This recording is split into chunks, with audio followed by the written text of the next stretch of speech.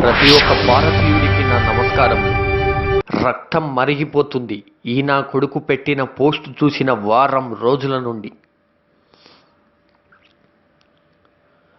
వీడిది ఉత్తరప్రదేశ్ అంట.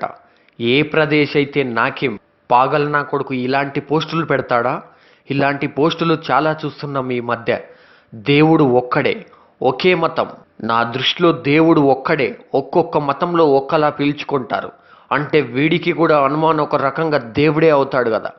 అలాంటి దేవుడి పైన ఇలాంటి పోస్టులు పెడితే వీడిని ఏమనాలి? వీడి కోసం చాలా వెతికాం, ఉత్తరప్రదేశ్ వరకు పోస్టులు ఎఫ్బీలో షేర్ చేయించాం. అయినా ఈ నా కొడుకు ఇంకా మనకు దొరకలేదు.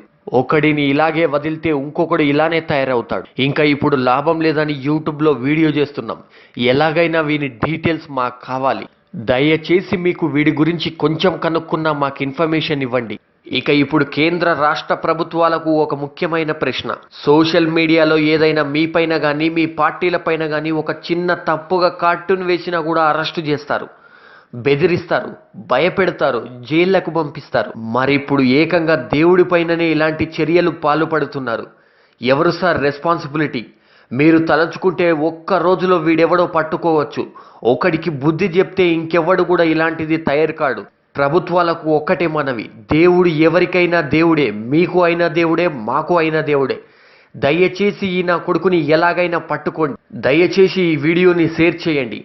మనం వీడిని ఎలాగో పట్టుకోలేం. ప్రభుత్వం తలుచుకుంటే ఒక సింగిల్ డేలో పట్టుకుంటుంది. ప్రభుత్వాలకు తెలిసే వరకు షేర్ చేయండి. ప్రభుత్వాలపై ఒత్తిడి తీసుకొద్దాం.